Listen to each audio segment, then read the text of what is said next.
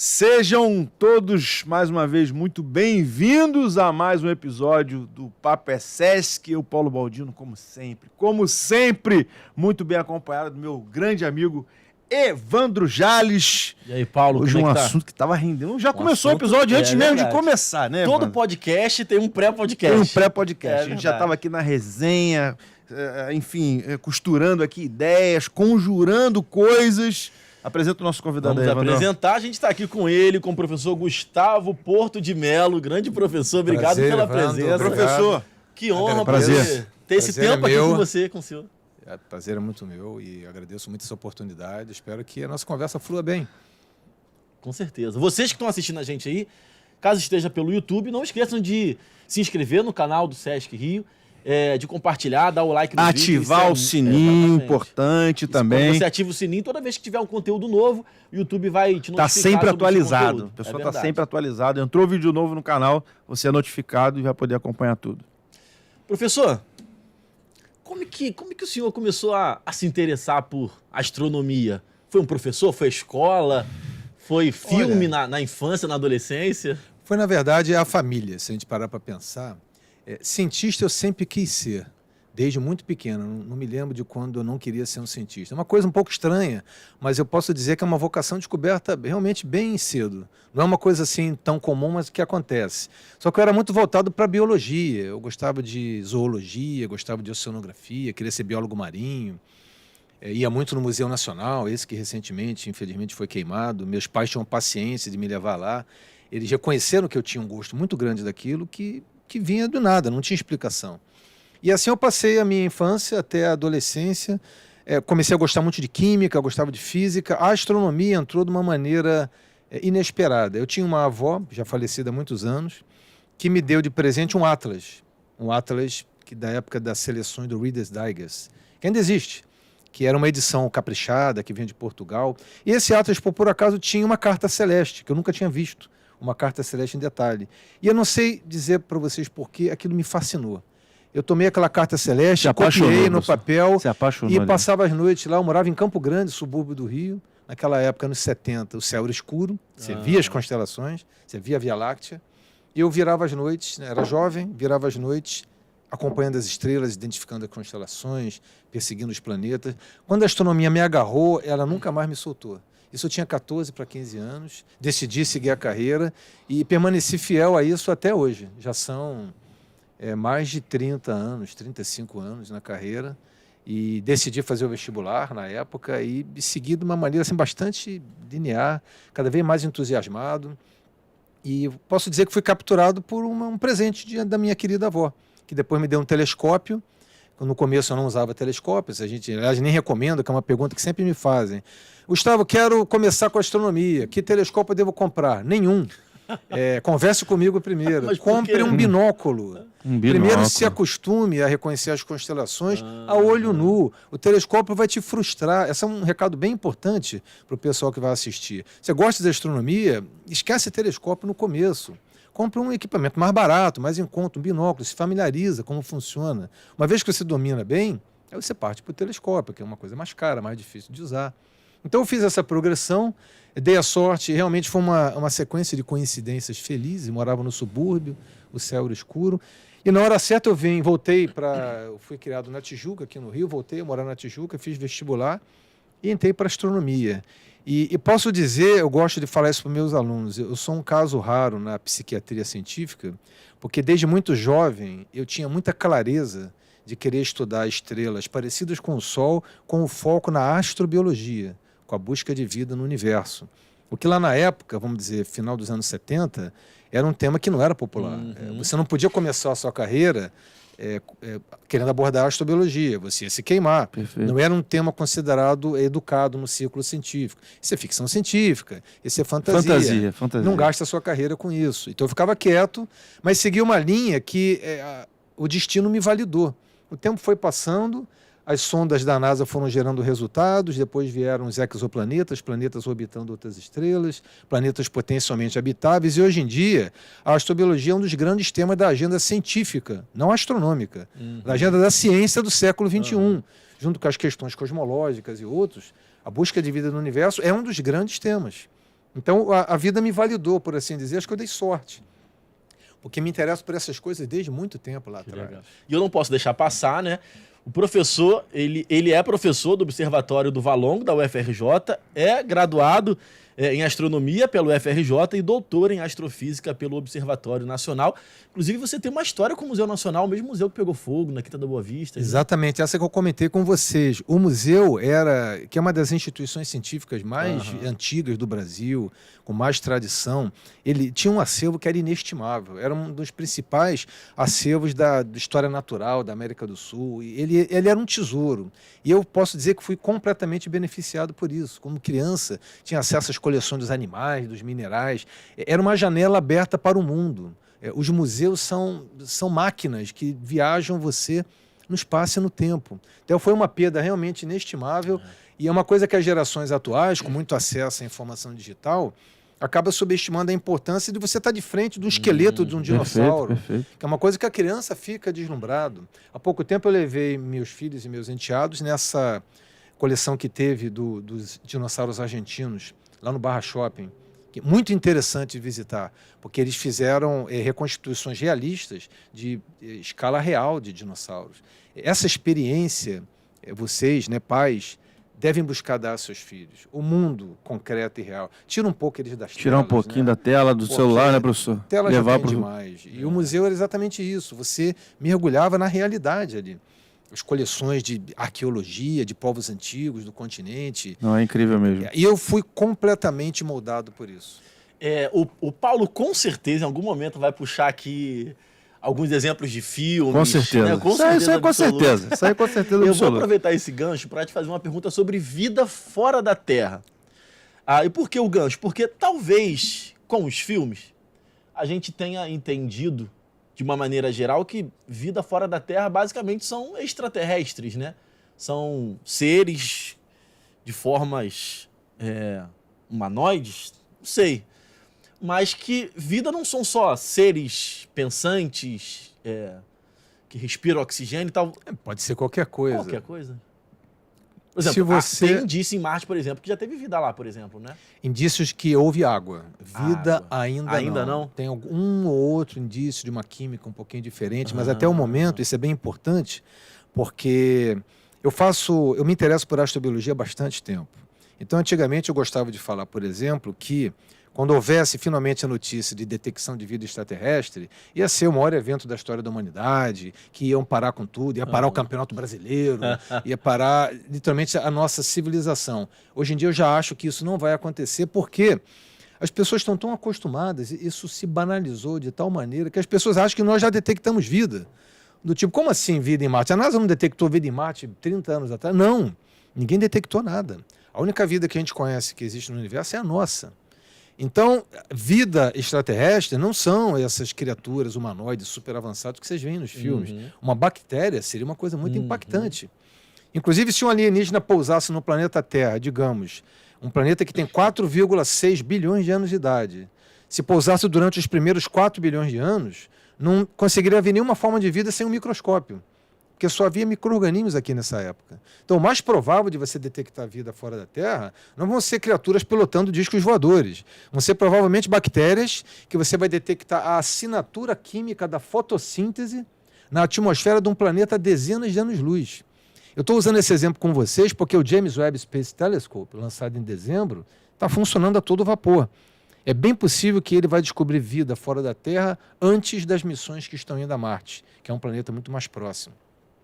Porque essa busca não envolve só civilizações, envolve a possibilidade da vida ter surgido independentemente em outro planeta, o que seria uma revolução na nossa filosofia, em toda a nossa visão do universo. Nós estamos aqui únicos no planeta Terra, toda a nossa ecologia aqui contida, que já tem bilhões de anos, seremos nós os únicos, não existe nenhuma outra chance de emergência desse fenômeno em outros lugares, talvez em Marte, talvez em Europa, satélite de Júpiter, outras estrelas? Essa é a grande pergunta.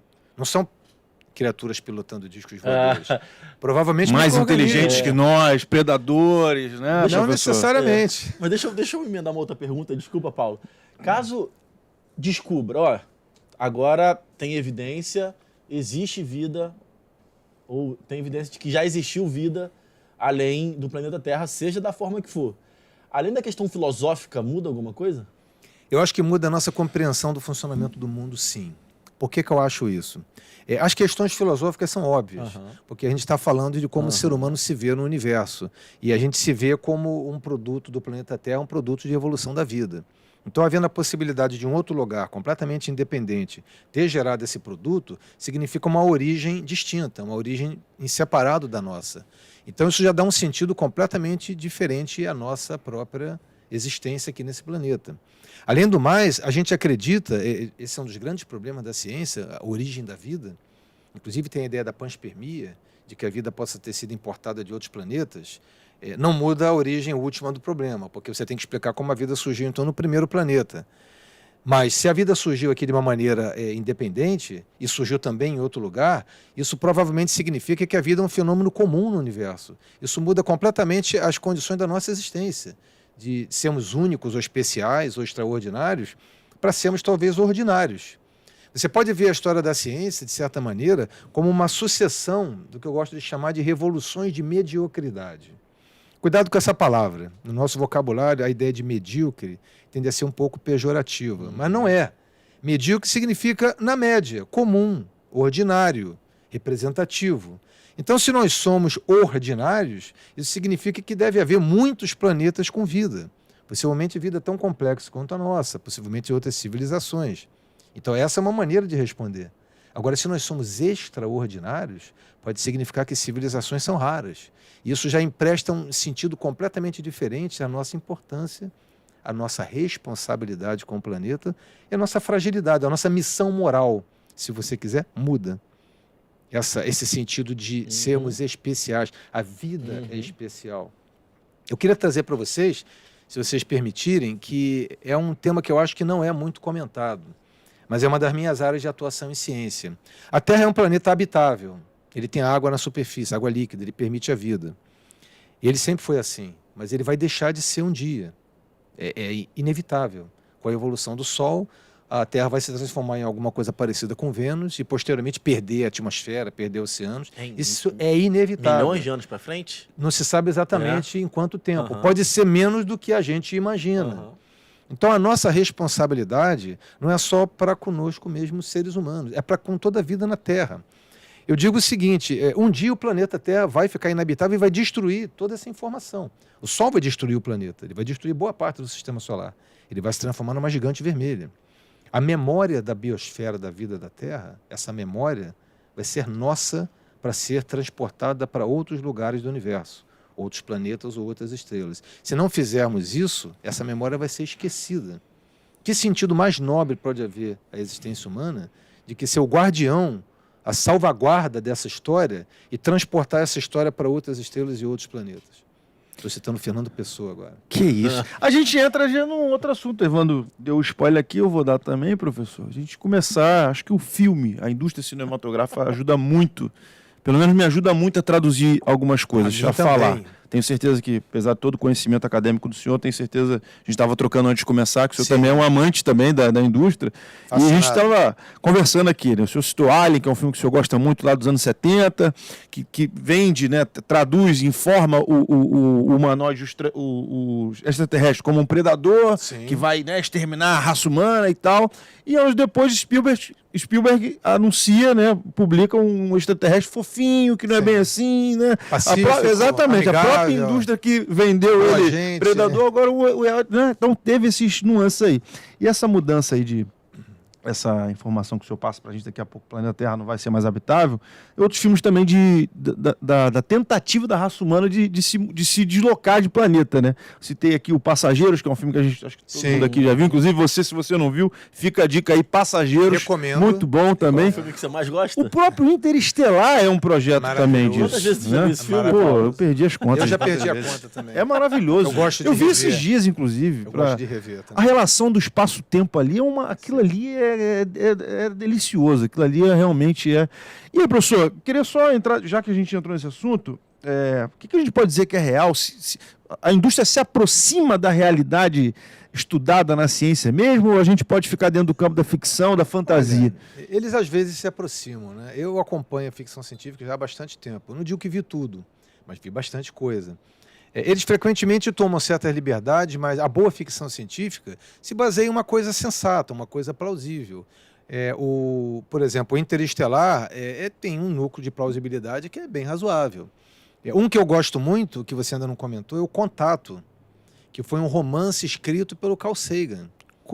Contato, que é um filme do Robert Zemeckis, o cara do De Volta para o Futuro, outra boa ficção Perfeito. científica. Eu acho que foi esse que inspirou um A Chegada, que eu não sei se você ouviu também. A Chegada que eu vi também. Que é uma mestre de línguas que faz contato com muito com mais alienígena. recente. Exatamente. O Contato, que ele narra, de certa maneira, uma espécie de associação de civilizações extremamente avançada, com bilhões de anos de idade, que se preocupa em comunicar com civilizações nascentes. Essa sempre foi uma preocupação do Carl Sagan. Eu acredito que todo mundo no mundo de hoje se conecta bem com essa preocupação, que seria o ser humano, ele está complicando a vida dele aqui na Terra. O fato de sermos humanos, nosso crescimento, nosso desenvolvimento, traz problema. Nós estamos numa espécie de adolescência Perfeito. tecnológica e de desenvolvimento. E o Carl Sagan sempre foi muito preocupado com isso. Então ele queria saber como vencemos essa adolescência, essa crise identitária e saímos para um futuro mais maduro, mais equilibrado, em termos de recursos naturais. O Contato fala sobre isso. Uma mensagem chega e é interpretada de maneira que uma máquina poderia ser construída. E essa máquina colocaria o ser humano em contato com essas super civilizações. Eu não vou falar mais do que isso, porque eu não gosto de spoilers. Claro, claro. Agora, é um filme que narra, ele projeta nas civilizações uma maturidade, mais do que bondade, maturidade, que é uma coisa que o ser humano hoje em dia está precisando muito.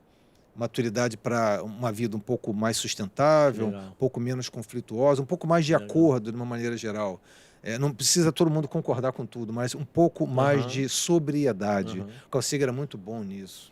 Falando de filme, eu criei um costume de... Eu tô com uma bebê de 8 meses, né, professor? Olha que maravilha. Então eu queria muito que ela gostasse de filme, então eu criei o costume de colocar um filme para ficar vendo com ela. E aí o último que eu vi com ela foi o Wall-E. Uma Wall-E é animação maravilhoso. que é muito bom e eu nunca tinha visto. Não. Esse filme me emociona. É emocionante Eu o filme, é choro emocionante. quando vejo esse É filme. emocionante. É muito, muito bonito. É emocionante. Sabe o que é maravilhoso também, já mudando, saindo do filme? Você quer falar mais alguma coisa Não, do filme? não. Eu ia... Depois você falar, eu Sabe o que é falo. maravilhoso também? O cinema vai voltar daqui. vai vai com voltar, certeza. Não demora. Tô aqui pensando o que eu posso provocar o professor. Uma série no YouTube do Sesc também, chamado Papo Ciência. Esse aí Sim. A segunda temporada, inclusive, do Papo Ciência, tá com números bem legais, já tá somando 1.200.000 views aproximadamente. Nada mal. E em 2 meses, se eu não me engano, de lançamento. Então esse número ainda vai aumentar ainda mais. E o Papo Ciência, ele tem uma pegada de falar sobre ciência de um jeito descolado, né? O episódio mais visto, se eu não me engano, é o episódio em que fala que todos somos poeira estelar. Exatamente. É um dos episódios mais assistidos. E estamos aqui no Papo Sesc falando também de astronomia, de astrobiologia. E a minha pergunta é sobre isso, assim, esse debate, o papo sobre ciência, sobre astronomia, sobre astrobiologia, fora das escolas, fora das universidades, tentando falar de forma clara e simples, isso é importante para essa disseminação desse assunto também, né? É fundamental. Eu atuo em divulgação científica há muito tempo. Eu comecei muito novo e sempre foi fundamental na sociedade moderna, dada a importância que a ciência tem, como a ciência, a tecnologia, os resultados de pesquisa influenciam a nossa vida. É só vocês pararem para pensar como nós somos influenciados no dia a dia por produtos de alta tecnologia que são resultado de muita pesquisa. Os países mais desenvolvidos são os que melhores investiram nisso. Então, a população cientificamente mais bem educada, isso só faz beneficiar de uma maneira geral, inclusive ética e moralmente, dá uma perspectiva um pouco mais madura, além da prosperidade, pura e simplesmente. E o Brasil não é uma população ainda que se saia muito bem nisso. Deveria haver bastante investimento em educar a população de uma maneira geral. E a boa notícia é que as coisas têm melhorado. Agora, quando essa informação ficou muito digitalizada, aí surgiu o problema que nós estamos enfrentando hoje em dia, que é a questão das fake news. Muita informação e pouca elaboração, porque não é conhecimento. Então, o que eu gostaria de chamar a atenção para todo mundo é que, ao buscar informação, busca as pessoas que têm uma certa autoridade, que estão há tempo fazendo aquilo. É a validação do par. a validação do seu colega. Busca aquelas pessoas que são bem vistas pela comunidade. Não busca o cara que colocou um site lá por conta dele, ninguém sabe de onde ele veio, com o que ele estudou. Essa validação tem que ser coletiva. A própria sociedade tem que validar a pessoa que vai ser o canal daquela informação. Então, hoje em dia, nunca foi tão importante uma divulgação científica de qualidade. Legal. E mais do que isso, o senso crítico pessoal, a internet, qualquer um pode entrar e escrever o que quiser, postar o que quiser. Não tem filtro. O filtro são vocês. Vocês têm que agir como o senso crítico. E esse senso crítico tem que ser feito com os colegas. Se você fica dentro da sua bolha de ressonância, você só vai repetir aquelas informações e não vai ter o senso crítico. Tem que se expor ao que seria o possível contraditório. A ciência é isso. Ideia, contra-ideia, experiência, validação. Nunca foi tão importante fazer divulgação científica. Deveria ser sempre mais e mais. Esses canais, o trabalho de vocês, livros. Hoje em dia, sem conhecimento complexo, nenhuma civilização vai para frente. Vão ser todas deixadas para trás. O século XXI vai ser completamente crítico nisso. O século XX já nos deu um gostinho. O XXI vai ser crítico. Entre as sociedades que lidam com isso e que as que não lidam. O Evandro perguntou aí, professor, da importância e tal, usou uma expressão poeira estelar. Pode explicar para a gente o que de fato significa Vocês isso? falaram isso na websérie, né? Sim. O Carl Sagan popularizou. A gente, não eu e o Paulo, né? Mas o episódio- O pessoal do exato, canal. isso. O Carl Sagan popularizou essa ideia e ela já é conhecida há bastante tempo. Foi uma ideia que foi criada pela astronomia, foi desvendada, por assim dizer, no século XX. As estrelas nascem e morrem. Então, as estrelas nascem das nuvens de gás que existem na galáxia desde que o universo se formou. Então, essas nuvens de gás vêm da matéria originária do Big Bang, da grande explosão, que é a nossa melhor visão da origem do universo. Então, as estrelas se formam desse gás, elas são máquinas, por assim dizer, de reações nucleares. Elas tornam elementos simples, como o hidrogênio, o hélio, em outros elementos. Então, elas queimam, produzem os elementos que são necessários à vida. Carbono, nitrogênio, oxigênio, aqueles elementos que você estuda na escola, Perfeito. que são os que perfazem a vida, fósforo, enxofre, são criados por estrelas. Eles não estavam presentes quando o universo nasceu. O universo não tinha nada disso. Tinha hidrogênio, hélio, mais alguns elementos, e acabou. O carbono teve que ser criado laboriosamente ao longo de bilhões de anos. As estrelas evoluem, explodem de maneira mais ou menos violenta, pode ser muito violenta como em supernovas, pode ser uma coisa mais tranquila, o Sol vai morrer de uma maneira mais tranquila. Esse material vai ser espalhado pelo meio interestelar, vai criar novas nuvens que criarão novas estrelas e as gerações vão se sucedendo. E o meio interestelar, a galáxia, o universo, vai se enriquecendo com os elementos favoráveis à vida. E aqui estamos nós. Porque no início da vida do universo, a vida como a gente conhece não era possível, porque não havia carbono. Não havia nitrogênio, não havia oxigênio. Esses átomos não existiam. Eles foram criados, jogados para o espaço sob a forma de poeira. Nasce o Sol, nasce a Terra e nascemos nós. Nós fazemos parte de toda essa história. Não tem como entender a vida na Terra sem entender a poeira das estrelas. Somos poeira, então. Somos todos poeira, o planeta Terra é poeira. E a poeira retornaremos, todos nós. Que legal, que legal. Queria voltar a falar sobre vida extraterrestre. Só que falando dos Estados Unidos também. Porque tem uma polêmica recente lá, né, de OVNIs avistados. Sim. Em que o país americano... Está na moda. Exatamente. Sempre volta às vezes. vezes, Você achou a Adolfo. necessidade de falar, de conversar sobre isso. Inclusive, você tem uma história, não tem? Aquela da Rádio Mac que você está falando? Exatamente. Essa é uma anedota, né? Você me permite. Há muitos anos atrás, eu já era professor da UFRJ, foi em 96 isso. E eu fiz uma entrevista ao vivo na Rádio MEC a respeito de vida extraterrestre.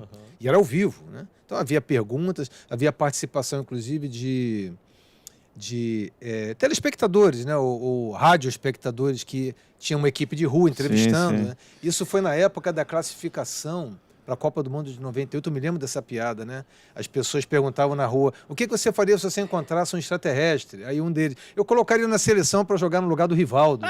98, você falou 96, isso. Era eliminatória para a Copa de 98. Foi um dos melhores jogadores Com certeza, das Copas seguintes. Com certeza. Eleito craque da Copa em 2002 e tudo. Mas, enfim, na época parece que ele estava mais em baixa, né? E eu estava ali conversando sobre planetas extrasolares na época, era novidade, gente. O primeiro tinha cerca de 6 meses. A gente conhecia uma dúzia de planetas. Hoje em dia são 5.000 e caquerada. E na época, então, era um assunto novo. Eu percebi que entrou no estúdio para participar, porque tinha gente que podia participar ali ao vivo. Entrou um casal muito jovem, os dois com a camisa preta do Arquivo X. Eles se sentaram e ficaram me olhando, né? E eu lá falando, entrevista recebendo. Aí, determinada hora que o condutor deu a palavra para as pessoas da plateia, a menina se levantou e falou: porque o senhor tem um alienígena escondido no subsolo do Observatório do Valongo. O senhor recebe dinheiro da CIA, ao vivo. Como é que você reage a uma coisa dessa? Eu estava despreparado, né? E eu falei, parei assim meio segundo. A senhorita tem que provar isso, o ônus é seu. Tem que ir lá no Observatório do Valongo, eu abro. Jogou a responsa. Exato, vai lá procurar o seu alienígena congelado. Se você encontrar, eu deixo ele ficar com você. Que loucura, hein, professor? Para você ver, as pessoas têm essa necessidade de conexão. O Carl Sagan tinha uma elegância intelectual que vocês certamente conhecem. Ele colocava as coisas sempre na profundidade correta. Nós desejamos essa conexão. Nós queremos a conexão com o cosmos. E a história os UFOs, né, que rigorosamente começaram a aparecer como um problema, vamos dizer, de saúde pública, logo depois da Segunda Guerra, quando não é coincidência, com certeza, todo mundo começou a se acostumar a ver o céu cheio de máquinas para todos os lados. Logo depois da Segunda Guerra, veio esse grande boom. Uhum. E a ideia de que essas máquinas, esses objetos, fossem objetos pilotados por extraterrestres surgiu muito rapidamente. Então tem esse histórico aí de 60, 70 anos, que nunca desapareceu. Às vezes está mais na moda, às vezes está menos na moda. Eu convivo com isso desde sempre. A novidade recente é que, no meio da pandemia, para vocês verem como a pandemia afetou a vida da gente, a NASA avisou, né, tornou público que existem objetos voadores não identificados e o pessoal deu pouca bola. Estava todo mundo muito preocupado com a pandemia. Mas, enfim, o que aconteceu de fato? Saiu um relatório encomendado pelo Congresso americano. E esse relatório, eu li o relatório, sentei e li o relatório. Ele não menciona a palavra extraterrestre. Uhum. Não menciona, isso não aparece no relatório.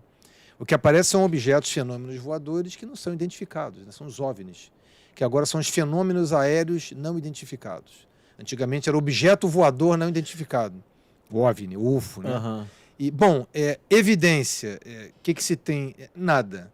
Tem uma série... Essa que seria a minha pergunta, mas isso... Nada. Existe evidência apenas? Existem fenômenos aéreos mal explicados, e é isso que nós temos. Ponto. Acabou. Existe interesse em investigar, basicamente, gente, pelo interesse militar, interesse estratégico. A China, a Rússia, Japão e outros países estão fazendo as suas próprias investigações. São objetos que estão por aí no céu, você não sabe o que são, e eles têm, né, potencialidade de voo, que são extraordinárias, aceleram rapidamente, mudam de direção. E o que é isso? Ninguém sabe. Podem ser fenômenos atmosféricos, podem ser, de fato, máquinas, podem ser objetos extraterrestres, podem ser. Evidência disso, zero. Carl Sagan, mais uma vez, a declaração de que estamos sendo visitados por seres extraterrestres pilotando naves sofisticadíssimas é extraordinária e exige uma evidência extraordinária que não pode ser produzida. Então esse é o ponto que nós estamos. Em termos de evidência até agora, nada. Eu mudo de opinião no momento que aparecer a evidência, só que ela não apareceu ainda. Existe uma comissão, eles estão investigando, existem pessoas encarregadas, tem inclusive algumas que eu conheço de nome do meio científico. Vai sair coisa boa daí. Só não sei se vai ser o que o pessoal espera. Saber se de fato, então, se elas existem, se eles existem, e saber se o senhor tem algum registro lá do extraterrestre que está lá no seu laboratório. Ainda, né? Se está lá congelado ainda, professor? Segue congelado? Não trouxeram o meu conhecimento. Olha que eu já fui diretor do instituto. Já foi. E me mantiveram, então, no escuro. Quem sabe não me disse nada. Não disse nada, né, professor? Não, então, eu não acredito nisso. Não. E também no meu contra-cheque não aparece dinheiro da CIA. Isso é importante. Voltando a falar de filme aqui, professor, tem outro filme também que eu gosto muito, não sei se você gosta do universo do Star Wars. Gosto. Mas ele sou brinca, um fã original, né? Ele brinca muito também com essa infinidade de possibilidades de planetas, galáxias, né? De várias formas, de várias línguas, culturas, né? E eles meio que vivem, né? Ou não, né? Vivem em guerra e tal, mas alguns planetas têm essa brincadeira lúdica também, né? Desde o início. E Essa visão é interessante porque o Star Wars sempre foi colocado... Gente, eu sou fã raiz, né? Do Star Wars. Eu assisti Ou seja, fã raiz é que gosta dos primeiros Não, filmes e que detesta os Mas últimos. mas o professor já tinha um talento natural Eu nos gosto década de de 70. eu gosto Década de tudo. 70 o filme foi lançado no finalzinho de 70 Eu ali, né? assisti o Star Wars, não vou dizer em estreia, mas em janeiro de 1978, eu com 12 anos de idade, É isso aí. assisti lá em Madureira, um cinema que nem existe mais. E, É aquele perto da não estrada era do nem Portela ali. episódio 4, Nova Esperança, era só Star Wars. Só Star Não Wars. tinha mais nada. né? Nada. E eles sempre se colocaram como uma espécie de fantasia espacial. Eles não queriam ser levados totalmente a sério em termos de ficção científica. O Alien veio logo depois, um ano depois, algo parecido. E esse sim se colocava, não, ficção científica hardcore, hard science fiction. O Star Wars sempre quis colocar o lado muito humano, o lado lúdico, ou seja, e se o ser humano vivesse em uma outra galáxia com uma infinidade de seres vivos, com culturas diferentes, todos convivendo de certa maneira entre si, numa entidade política, e houvesse guerras, conflitos, mas também houvesse paz, colaboração, cooperação. Esse é o Star Wars. Agora, aquela diversidade que eles mostram, gente, isso eu posso dizer que provavelmente é o caso, embora a gente, na astrobiologia, não tenha certeza. Mas eu acho que a diversidade que eles mostram deve ser pequena diante da diversidade do real. Diversidade que realmente deve existir de formas de vida, de planetas habitáveis. Vocês devem ter percebido que no Star Wars eles falam muito, mostram muito. Tem um planeta gelado, tem um planeta desértico, um planeta que é um pântano, o outro é um planeta vulcânico. Provavelmente vão haver planetas que são tudo isso ao mesmo tempo. A Terra é tudo isso ao mesmo tempo. Então eles mostram, de certa maneira, uma diversidade de planetas que não deve refletir a realidade. A realidade, como dizia o Arthur C. Clarke, do 2001, é sempre muito mais estranha do que a ficção. Muito mais poderosa, muito mais impactante. Então, quem viver, verá. Porque eu acho que esse século XXI vai dar uma resposta sobre a existência de vida fora da Terra. E eu espero estar vivo para ver isto. Que legal. A gente falou dos Estados Unidos. No Brasil, existe, que os Estados Unidos está pesquisando, está estudando sobre OVNIs e tal. No Brasil, tem algum grupo, alguém estudando também especificamente Eu acho que é um sobre grupo... o ET de Varginha, por exemplo? Né? O ET de Varginha me ET de assombra, Varginha. me persegue. Eu acho que essa história veio nos anos 90, não me Foi, lembro. ET de Varginha. O ET de- O que tomou- Você não conhecia o ET de Conhecia, Varginha? não. Ficou famoso, né, Pô, professor? e Varginha... Os canais da Gente televisão fazendo brasileira só plantão falavam disso, né? Cara, essa é uma piada que acompanha a gente da astronomia. Por quê? Porque Varginha é uma cidade ali no sul de Minas que fica perto de Itajubá. E Itajubá é a sede do Laboratório Nacional de Astrofísica, que é um instituto do governo que lida com todos os telescópios, instrumentos que os brasileiros usam, eles É administram. a NASA brasileira ou... Não, é mais como se fosse uma administradora de telescópios, que Perfeito. os Estados Unidos também têm. A NASA seria a Agência Espacial Brasileira, mas aí já é uma outra história. Perfeito. Então, Itajubá não é longe de Varginha. E eu ia muito a Itajubá. Ainda vou. Semanas atrás eu estava lá observando, com os telescópios, né, fazendo trabalho de pesquisa com os alunos e tudo. E quando essa história surgiu, não se falava noutra coisa. A gente recebia telefonemas da população. Alô, é do Observatório do Pico dos Dias. É verdade? Eu quero saber sobre o ET. Eu falei, minha senhora, meu senhor. Eu sou um astrônomo honesto. Né? Eu estou aqui usando meu telescópio. Inclusive, tem uma história bem curiosa na televisão brasileira de um canal bem famoso que diz que achou o ET de Varginha e ficou uma tarde inteira fazendo um programa de televisão segurando a audiência, mas depois vocês procurem na internet, porque eu não vou falar aqui agora, mas é um programa maravilhoso do que não fazer, entendeu? Chama a audiência esse negócio, né? Enfim, no Brasil, eu acho que não tem canal governamental para isso, que eu saiba. Agora, que tem depoimentos, tem gente que recolhe informações, com certeza. Pilotos, principalmente, né? Tanto nos Estados Unidos quanto no Brasil, pilotos de companhias aéreas, pilotos militares, veem coisas impressionantes. Eu já vi coisas impressionantes no céu que não consegui explicar completamente, mas a maioria a gente consegue. Tipo o quê? Uma nuvem refletindo, por exemplo, Vênus. Vênus, que é um planeta muito brilhante quando está no brilho máximo, passa uma nuvem que gera uma ilusão de movimento, ou Júpiter, ou Marte, que são planetas que ficam muito brilhantes. Essas ilusões, para a pessoa que não conhece muito, transmitem a ideia de uma coisa fenomenal, uma coisa excepcional, quando não é. Se as pessoas olhassem mais para o céu, poderiam talvez se impressionar menos. Os astrônomos costumam. Você falou que na sua adolescência, década de 80? 70. 70. Eu sou velho. Que o céu era mais escuro. Eu lembro da minha Sim, infância e claro. adolescência também. Claro. em Nova Iguaçu, na Baixada, que eu via mais estrelas no céu. Hoje em dia cara. é bem difícil. Sim, é poluição luminosa, mas é inevitável. Você tem que sair da cidade grande, né, real. para poder realmente ver o céu. E o fato das pessoas, Evandro, não verem mais o céu, ficarem no meio de luzes artificiais, qualquer coisa diferente que aparece, um planeta Vênus, por exemplo, caramba, que luz é aquela lá no céu tão brilhante? É Vênus. É Vênus. Você vê 2 vezes por ano. Ou Marte, a cada 2 anos você vê. E é um privilégio, né, professor? A gente testemunhar, poder As olhar olho nu crianças, assim. Eu tenho uma filhinha de 2 anos e eu mostro para ela sempre que eu posso. Olha ali, Isabel, o planeta Vênus, aquilo ali é a Lua. Para desenvolver Que nas legal. crianças, façam isso. O gosto pelo mundo da natureza, que é um mundo que a gente tem pouco contato hoje em dia. Aliás, as luzes... Menos tela, gente, mais natureza. Perfeito. As luzes de do inverno são lindas também, né, professor? Sim, puxa vida. São belíssimos. Tem um meme que rola muito na internet, né? O professor falou do ET de Varginha, eu lembrei também. Você que falou. Foi o Ivano que falou isso. Lembrava assim, é sempre uma foto muito embaçada, né? O ET de Varginha, aquela à noite, né? Com toda, né? Cheio de granulada, né? Monstro do Lago Ness. Exatamente. Né? Mas a foto a milhões de anos-luz está perfeita, que a NASA tirou, mas o ET de Varginha que está ali a metros da gente é sempre embasado. É aquilo que a gente estava até Isso falando foi antes ali. apontado há muito tempo. Por que ninguém consegue tirar uma foto Impressionante, nítida né? desses caras, né? Você tira foto nítida de tudo, cara. Mas menos do Consegue ET, tirar, o gente? Monstro do Lago Ness. Cadê? Só tudo borrado. E eu cresci achando que o Monstro do Lago Ness era uma coisa interessante. Lá para os anos 80, 90, já tinham mostrado que todas aquelas fotos que estão por aí nos sites é tudo fraudulento. Deixa eu contar uma história que é interessante, porque eu falei disso ontem. Eu estava terminando um curso lá do Observatório do Valongo, que eu ministrei essa semana, de astrobiologia. Foram 8 horas de curso à noite, segunda, terça, quarta, quinta, hoje é sexta. E eu estava falando ontem de uma imagem muito famosa de Marte, tirada pela sonda Viking, nos anos 70, que é aquele rosto de Marte. Vocês talvez tenham ouvido falar. É o rosto de Sidônia. Sidônia é o nome da região de Marte. Então aparece uma imagem com uma sombra e luz que parece realmente um rosto. E isso na época foi muito popular. Se vocês assistiram um filme de ficção lá da época de 2000, que era o Missão Marte, eles pousam em Sidônia. Não sei se eu posso dar o spoiler aqui, é um filme tão antigo. Bom, enfim. Pode dar, professor. Posso dar? Pode dar. Eles descobrem evidências de uma civilização que colonizou Marte bilhões de anos atrás e descobrem em Sidônia, onde havia esse rosto.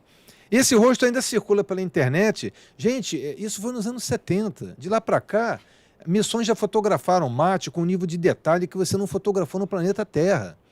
Já existe o Google Mars. Você digita lá na internet, você vê qualquer ponto da superfície de Marte com um nível de detalhe. Na verdade, mais detalhe do que você tem na Terra. Por quê? Porque no planeta Terra você não tem esse nível de detalhe do fundo dos oceanos, que são 70% do planeta. Então a gente conhece a superfície de Marte melhor que a da Terra. Você fotografa a região, aquilo é um jogo de luz ilusório, as pessoas continuam insistindo e enchendo o saco com esse negócio. O rosto de Sidônia, não tem nada disso, gente. Bota lá as fotografias da NASA, das missões, em detalhe, é um jogo de luz. Não é mais embaçado, porque as missões foram depois e fotografaram nitidamente. E ninguém consegue me dar uma foto nítida de um extraterrestre, de um disco voador. Você passou o final de semana em Júpiter, você está dizendo. Cadê as fotos, cara? Bota ali no Instagram, bota no Face, pra gente ver também. Uma descoberta revolucionária, né? Vai mudar a humanidade essa informação aí, né? Eu perguntei sobre pesquisas no Brasil, se existe, você falou que de forma institucional, governamental, não. De UFOs, não. Não que eu saiba. Seria interessante? Olha, do jeito que o assunto está na moda, sim. Né? Eu acho, na minha opinião pessoal, que o Brasil deveria investir um pouco mais na parte espacial. Deveria dar um pouco mais de recursos para a parte da Agência Espacial Brasileira. É claro que essa é uma questão que toca aí no coração de muita gente. A gente tem poucos recursos, onde é que a gente vai colocar tantos problemas para resolver? Mas, gente, a civilização humana no século XXI só vai resolver problemas com pesquisa científica, com um investimento basal em ciência e tecnologia.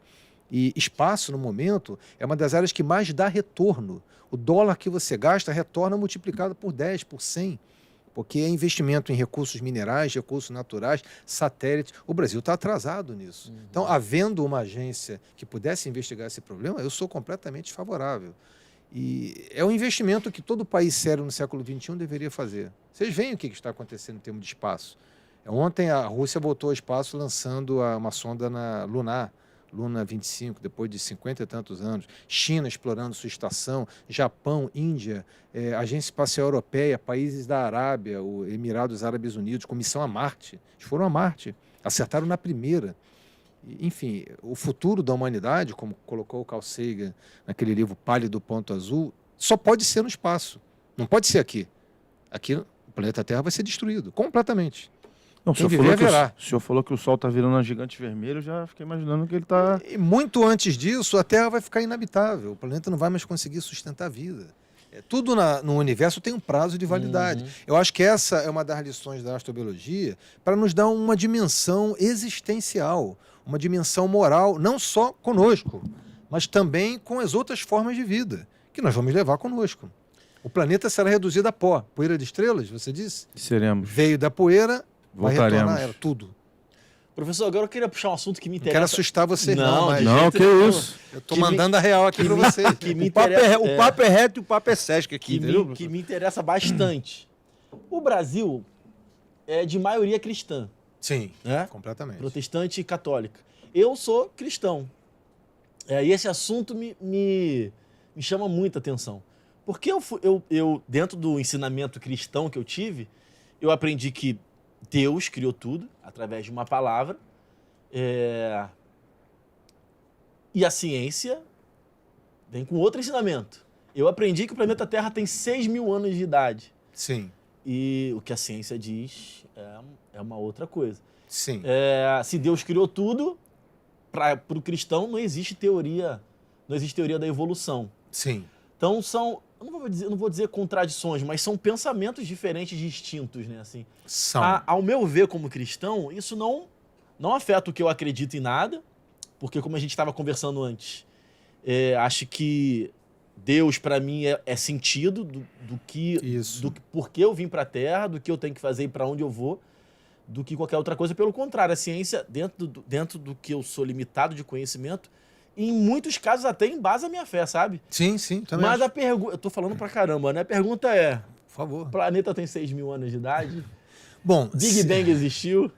as Aliás, evidências, né? o planeta... Enfim, você não entendeu. Tô Eu acho falando que demais, sim. tô me enrolando.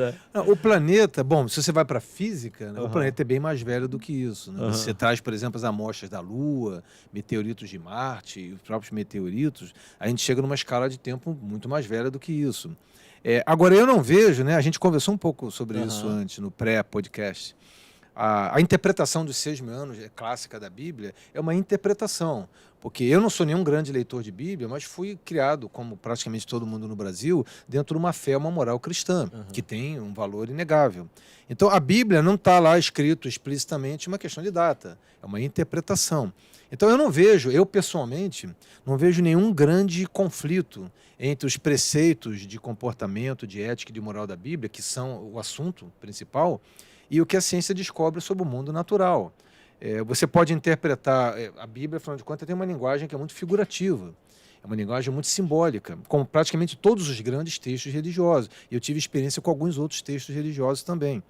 Então, essa linguagem, você não interpreta quantitativamente, é uma coisa. A ciência vem com uma medida e a escala de tempo é muito maior. São incompatíveis? Não. Esses princípios morais, o sentido que você comentou, não é incompatibilizado. Então, o Big Bang tem evidência de que o universo antigamente estava num ponto muito pequeno do espaço e que se expandiu. Tem uma evidência. É uma resposta definitiva? Não, não é. Algumas respostas são melhores do que as outras. A idade da Terra é uma boa resposta, porque você consegue determinar com muita precisão. Isso é incompatível com as grandes fés? Eu acho que não. Eu acho que as grandes fés dão o sentido e a ciência não te dá sentido. Essa é uma coisa importante, porque eu me considero um cientista bastante raiz no sentido de que eu quero dominar os métodos, mas identificar também as suas limitações. A ciência não é uma panaceia. Ela explica muito bem o quantitativo dos fenômenos do mundo natural, se ela faz melhor do que qualquer outra atividade humana, mas ela não te dá sentido. O sentido é algo de fora o íntimo de cada uma das pessoas. E as pessoas no planeta Terra, os seres humanos, escolhem seus sentidos. A ciência descreve algumas regras de funcionamento do mundo. Existe um mistério por trás disso. Quem criou as regras? A física, por exemplo, é compatibilizável com alguma entidade que está pairando sobre as regras, ninguém tem ideia de que ela possa ser, A gente pode chamar de Deus, pode chamar de um princípio fundamental. Todas as culturas desenvolveram alguma ideia sobre isso. Agora, as regras você desvenda. A ciência só fala sobre o que você pode saber. O que você não pode saber, o ser humano tem essa necessidade de criar sentido. Eu também tenho a minha necessidade de criar sentido. Então eu não vejo conflito. Colocado desta maneira, é uma visão pessoal minha. A ciência descreve os fenômenos no quantitativo, o sentido é uma decisão de cada um. Os grandes sistemas de sentido da humanidade são as religiões. Inclusive algumas bem diferentes. Por exemplo, eu tenho muita simpatia pelo budismo. Eu pratico na minha vida diária muito dos preceitos dos budistas, assim como também pratico preceitos cristãos. São formas de se viver bem. Todo mundo quer viver bem. Esse é um bom sentido para dar à sua vida. A gente também estava conversando no pré-podcast que tem um movimento de cientistas, de astrônomos, de astrobiólogos, talvez, que acreditam na criação, que são criacionistas. Sim. Que chamam essa parte que estuda de design inteligente. Certo. O que seria esse design inteligente e o que tem de evidência, se existe evidência nessa O nessa problema sempre é a evidência, porque, vou repetir mais uma vez, a evidência que a ciência constrói, ela se aplica num cenário bastante reduzido de fenômenos. Você não pode, por exemplo, estudando aqui mecânica newtoniana aqui na Terra, você não sabe o que está por trás das regras. O que está por trás das regras é um sentido que você cria. Então, o design inteligente é uma maneira de atribuir um sentido de que existe um princípio universal criador, que é uma coisa que a gente não pode nem demonstrar, nem dizer que existe, nem dizer que não existe, a partir da evidência científica. A crítica que eu faço é que colocar um princípio fundamental como sistema de sentido é completamente válido. O ser humano faz isso o tempo inteiro. Agora, justificar isso com a ciência, eu acho que não é possível. A ciência não te dá esses elementos. Ela não te dá o suficiente para você deduzir. Deus não é deduzível da ciência. E a ciência não é deduzível do sistema de sentido. São duas coisas que estão em conflito já há vários séculos. E eu acho que esse conflito tem que ser pelo menos colocado no sentido correto. Qual seria o conflito, entre aspas? A ciência não te dá sentido. Agora, os sistemas de sentido não explicam bem o funcionamento do mundo natural. Você vai usar os dois. Compatibilizar é uma tarefa pessoal. Não é fácil essa tarefa pessoal. Excelente. Professor, já encaminhando para o nosso final aqui, antes da gente encerrar, eu queria que o senhor falasse para os nossos curiosos, quem se interessa pelo assunto de astronomia, quem já estuda a área, o que o senhor espera dos próximos dias? O senhor já fez prenúncia aqui interessantes. Próximos dias? Próximos dias, próximos anos.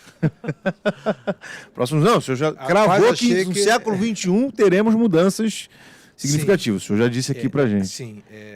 Eu, pessoalmente, vamos dizer assim, mais perto da minha área, vamos colocar astronomia, tem dois grandes temas que estão despertando interesse de todo mundo. A tal da energia escura, que todo mundo já ouviu falar, que é o funcionamento em grande escala do universo. Nós temos o telescópio James Webb, que vai produzir, já está produzindo resultados.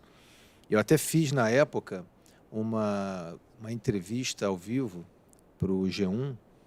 No final do ano passado, quando saiu o lançamento, eu comentei, não fui eu que criei essa frase claramente, o que o Webb, nós não sabemos que ele vai ver, que não temos a menor ideia do que ele vai ver, que é importante. O que ele for projetado para ver não vai causar espécie. O que a gente não tem a menor ideia que está lá e que ele vai evidenciar. Ele provavelmente vai trazer novidade muito grande sobre essa história do universo em grande escala. Vai trazer ideias novas, eu tenho certeza disso, nos próximos anos, ou talvez 10, 20 anos. Essa é uma coisa. E a outra é a possibilidade da gente detectar, agora eu vou ser um pouquinho assim mais específico, que é o seguinte, se a gente olhasse o planeta Terra do lado de fora e comparasse com os outros planetas do Sistema Solar, você veria uma coisa que só tem aqui. Você analisa a luz do planeta, decompõe, faz o tal do espectro, e você vê a absorção do oxigênio. Por que a atmosfera da Terra absorve oxigênio? Porque aqui tem fotossíntese, senão não haveria oxigênio. Marte não tem oxigênio praticamente, Vênus zero.